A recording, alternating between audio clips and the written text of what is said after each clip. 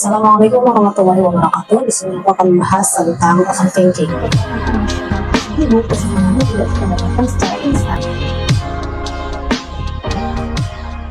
Nah, overthinking sendiri itu apa sih? Berpikir secara terus-menerus atau berpikir secara berlebihan. Overthinking itu erat kaitannya dengan distorsi kognitif. Distorsi kognitif itu sebuah teori psikologi, artinya irasional kognitif, tidak rasional, tidak sesuai dengan kenyataan. Ketika kita overthinking, sebenarnya yang terjadi adalah pikiran kita sedang tidak rasional. Biasanya kita tuh berpikiran hitam putih. Apa itu hitam putih? Terlalu kaku atau tidak fleksibel. Misalkan ketika kamu ujian, terus kamu mendapatkan nilai, hasilnya ternyata buruk atau tidak sesuai harapan. Pikiran kamu hitam putih itu. Oh, berarti kalau misalkan nilai saya buruk, berarti saya ini gagal. Berarti saya ini tidak pintar atau bodoh. Jadi hitam putih, terlalu kaku. Padahal kan belum tentu ya. Kemudian sering membaca pikiran orang lain. Misalkan kalian sedang chattingan dengan pasangan kalian. Terus kalian misalkan jawabnya panjang lebar, sedangkan pasangan kalian itu jawabnya cuma ye doang. Di sini siapa dia? Pernah ngerasain kayak gitu? Dijawab cuma ye doang. Biasanya ada tuh muncul pikiran-pikiran overthinking. Oh, dia cuma jawab ye doang, misalkan kayak gitu. Kalau misalkan dia cuma jawab ye doang, udah gak sayang sama saya. Oh, jangan-jangan dia tuh selingkuh, berusaha membaca pikiran si pasangannya. Itulah yang menjadikan kita itu sering overthinking. Kita itu sering membaca pikiran orang lain. Stop membaca pikiran orang lain. Nah, selanjutnya catastrophizing. Catastrophizing itu adalah menerka-nerka masa depan yang buruk-buruknya aja. Menerka-nerka kemungkinan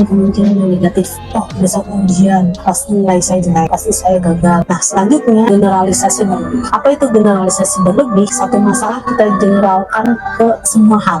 Kayak misalkan kalian menyatakan cinta ke seseorang, nah, kemudian kalian ditolak. Nah, kalian menggeneralisasikan masalah tersebut.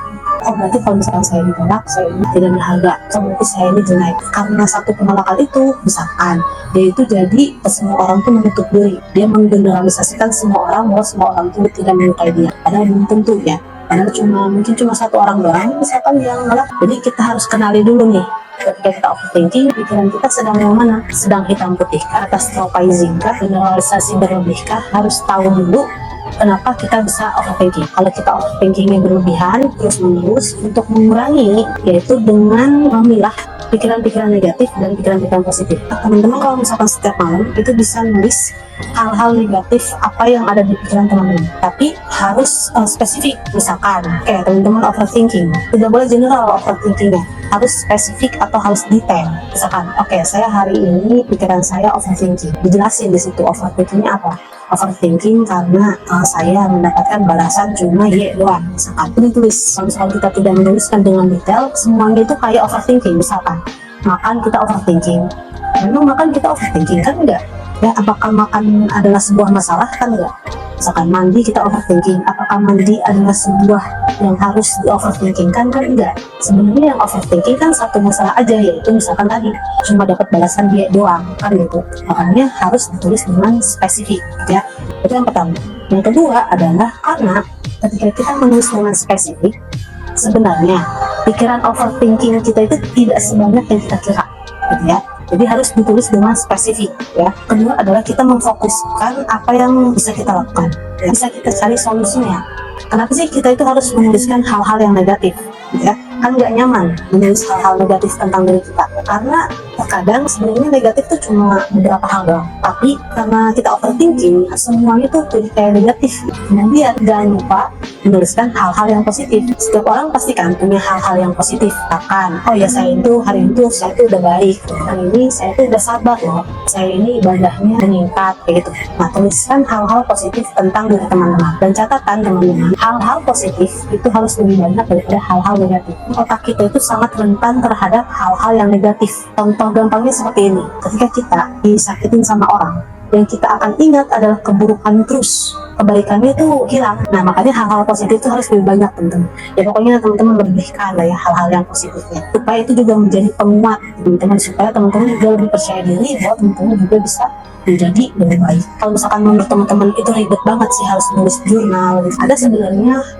yang simple ya, yaitu mindfulness. Mindfulness yang paling simple itu dengan cari tempat yang menurut teman-teman nyaman, waktu yang paling nyaman, kemudian teman-teman jamkan mata dan rasakan nafas teman-teman 10-15 menit. Rasakan nafas yang keluar dan masuk, tapi tidak dibuat-buat, senatural mungkin aja rasakan nafas yang masuk dan nafas yang keluar. lakukan setiap hari. Saya dapat tips dari Gavin Gui, dengan kita melakukan mindfulness setiap hari, kita itu melatih diri kita lebih tenang, bisa memberikan jeda antara reaksi dan juga aksi. Selanjutnya, reframing positif. Reframing positif itu membingkai ulang masalah dengan perspektif yang lebih positif. Tapi hati-hati ya, reframing positif itu toxic positivity. Saya kasih contoh begini. Nah, positive reframing itu memikirkan ulang, ya, membingkai ulang masalah dari sudut pandang yang lebih positif.